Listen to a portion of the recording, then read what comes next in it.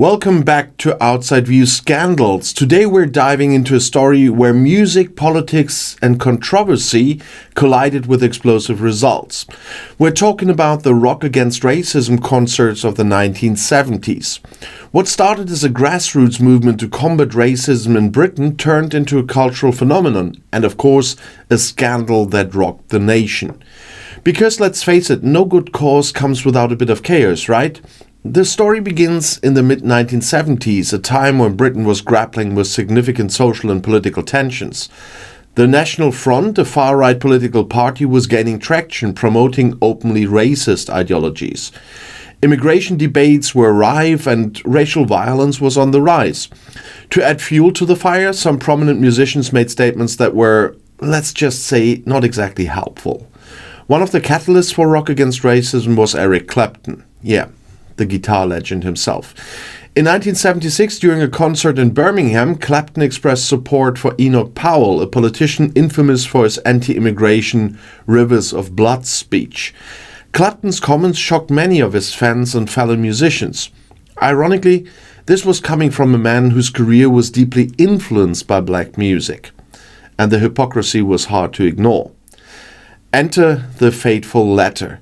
Shortly after Clapton's remarks, a group of activists led by Red Saunders published an open letter in the music press calling out Clapton and urging the music community to take a stand against racism. This letter became the spark that ignited the Rock Against Racism movement. It wasn't just about rebuking Clapton, it was about using music as a force for unity and change. And the idea was simple: organize concerts and events that brought people together through music while promoting an anti-racist message. But let's not forget that was the 70s. The political climate was volatile and anything that challenged the status quo was bound to face backlash. And backlash it faced. The first major Rock Against Racism concert took place in 1978 at Victoria Park in London. Dubbed the Carnival Against the Nazis, the event was organized in collaboration with the Anti-Nazi League. Tens of thousands of people marched through East London to the park, where they were greeted by performances from bands like The Clash, Steel Pulse and Tom Robinson Band. It was a vibrant mix of punk, reggae and rock, a deliberate choice to reflect the diversity the movement championed. But not everyone was thrilled. The National Front and other far-right groups saw Rock Against Racism as a direct challenge to their ideology. Tensions boiled over into violence, with clashes between anti-racist protesters and far-right supporters. In some cities, these events led to riots, while police struggling to maintain control. The media, of course, had a field day. Headlines screamed about radical leftist agitators and unrested music festivals. For some, Rock Against Racism was a beacon of hope and resistance. For others, it was a source of chaos and division. And for the tabloid press, pure gold. The irony of it all was that Rock Against Racism wasn't just about politics, it was about music.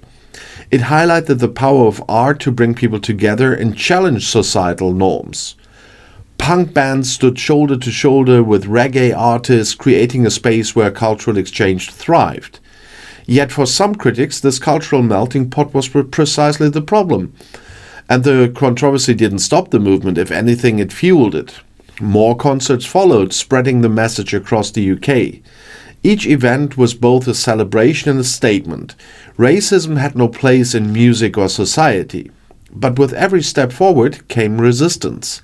Threats, hate mail and physical violence were not uncommon for organizers and performers. And one particularly infamous moment occurred at a gig in Southall in 1979. The concert was attacked by members of the far right, leading to violent clashes and injuries. And despite this, the movement continued to grow, drawing support from musicians, activists and everyday people who believed in the cause. By the early 1980s, Rock Against Racism began to wind down, but its impact was undeniable.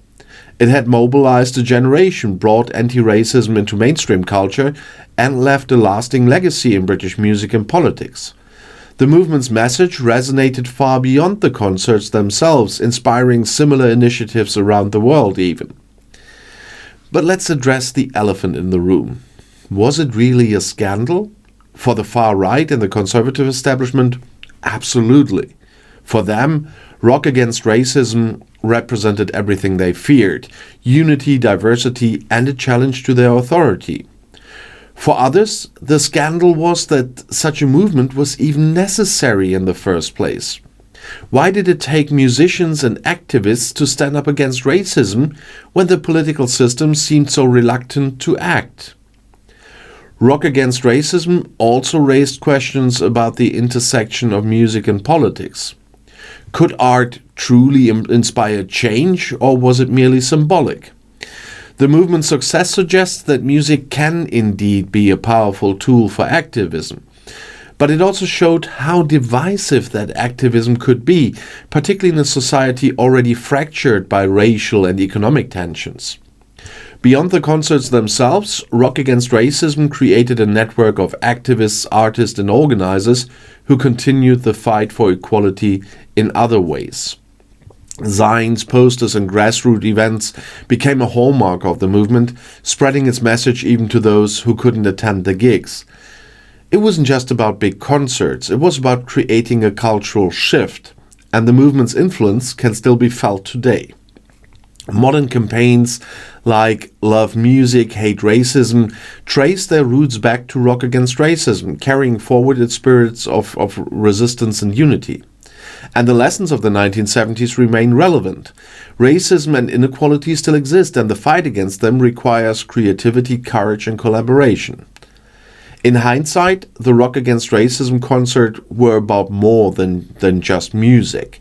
They were a statement of defiance against hate and an example of how culture can be a powerful tool for social change. And yes, they were messy, chaotic, and at times controversial. But isn't that what great movements often are? So thanks for tuning in to Outside View Scandals, where we explore the stories that challenge the norms and stir the pot. And remember, the next time someone says music and politics don't mix, remind them of Rock Against Racism. Until next time, and the next video is right here in the end screen.